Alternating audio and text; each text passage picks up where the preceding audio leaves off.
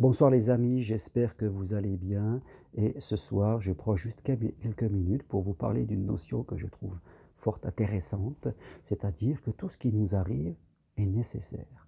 Toutes les difficultés souvent que nous rencontrons sont là pour une bonne chose, là pour nous faire progresser sur, je dirais, une fragilité que nous avons et que nous savons très bien qu'il va falloir que nous progressions là-dessus.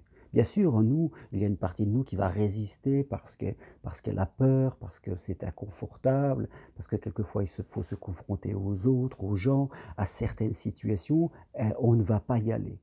On ne va pas du tout être dans le lâcher-prise. Et forcément, l'univers, si on peut dire, une autre partie plus grande que nous, va nous envoyer des situations pour nous faire progresser là où l'on sait très bien qu'on ferait mieux d'y mettre notre nez, je dirais. Les gens qui en font trop, qui travaillent trop, qui sont toujours en train d'être dans l'action, vont souvent attirer à eux des gens qui sont plus passifs, justement pour leur faire prendre conscience qu'ils en font peut-être un peu trop. Ceux qui ne savent pas dire non, qui sont toujours en train de faire plaisir, qui sont toujours en train de vouloir penser à l'autre, de s'oublier, vont souvent rencontrer des gens qui vont faire de l'intrusion, qui vont leur demander plein de trucs. Je veux dire, tout ça pour qu'ils apprennent à mieux se positionner. Ceux qui cherchent toujours à sauver les autres vont attirer à eux des victimes, forcément. Ces victimes qui vont leur demander là aussi, qui vont se mettre en victime, et à un moment le sauveur en aura marre, et il va se demander pourquoi j'attire toujours ça. Ben oui, tu attires ça parce que tu es un sauveur, tout simplement. Je dirais, voilà ceux qui travaillent beaucoup dans les entreprises, à la maison, les femmes qui ont un comportement de maman, toujours maman, quel que soit l'âge des enfants, ou l'homme qui va se sentir toujours le poids des responsabilités, forcément, on va attirer à nous des gens qui vont nous mettre sur leur dos ce qui ferait mieux de porter eux-mêmes. Mais c'est ainsi, on attire à soi cela. Idem ceux qui dirigent, qui ont toujours un grand leadership mais qui ne savent pas déléguer, eh bien, vont attirer à eux des gens qui vont se laisser diriger. Ceux qui ne savent pas demander attirent des gens qui vont demander. À eux, bien sûr, ils vont leur demander. Mais il ferait mieux d'apprendre eux-mêmes à demander ce qu'ils ont besoin.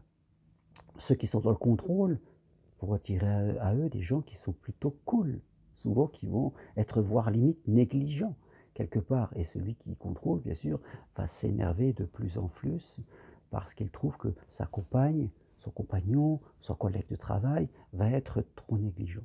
Mais il faut se poser cette question, pourquoi est-ce que je vis ça? Pourquoi est-ce à moi, dans cet instant, de vivre ça? Est-ce que je n'ai pas quelque chose à apprendre? Est-ce que je ne dois pas progresser? Je sais que c'est inconfortable et puis que, fin de compte, être dans mon schéma répétitif, mécanique, parce qu'on m'a mis ça dans la tête quand j'étais petit, soit qu'il fallait que je travaille, soit qu'il fallait que je dirige, soit qu'il fallait que je sois sauveur, que je fasse laisser passer les autres avant moi. On m'a mis ça et, fin de compte, ça devient comme une mécanique. J'attire les gens qui, fin de compte, sont complémentaires de moi. J'attire les gens qui vont avec ma personnalité. Comme deux pièces de puzzle différentes, voilà, on vient se compléter.